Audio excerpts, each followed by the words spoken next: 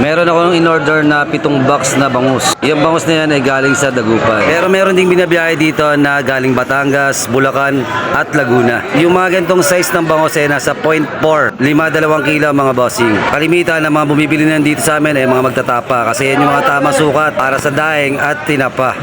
Sina si Timedi sa mga suki namin dito sa bangus ay pinagkakatiwalaan niya ang lasa ng aming binibentang isda.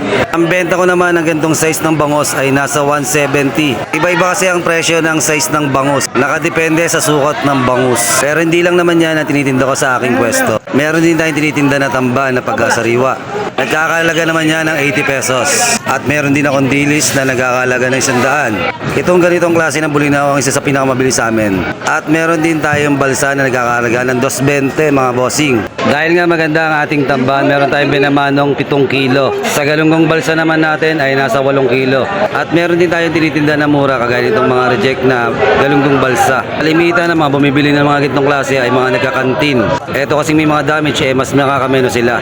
Sa dilis naman ay meron akong benamano na 10 kilo. Napakaganda ng benamano natin, 10 kilo kagad. Dahil nga magaganda naman ang ating isda ngayon, eto mga sunod-sunod ang mamimili natin. Siyempre hindi lang naman puro 10 kilo. May nakakabili din naman ng mga isang kilo lang. At ito naman mga nakalatag natin na gilyasan ay nagkakalagang 120. Kaya namin nilalatag yan gawa ng para makapamili na rin yung mga bayar namin. Maraming salamat nga pala sa mga suki namin na araw-araw bumibili dito sa pwesto namin. At si ate ang huling nakabili ng ating tamban. Bali nasa 5 box ng tamban ng ating tininda ngayong araw. At sold out na rin ang aking dilis na nasa 3 box. Muli ay nagpapasalamat ulit ako sa mga suki ko na laging namimili dito sa pwesto namin. Napakasolid nyo talaga mga boss kaya nagpapasalamat kami sa pagpunta nyo dito sa amin araw-araw.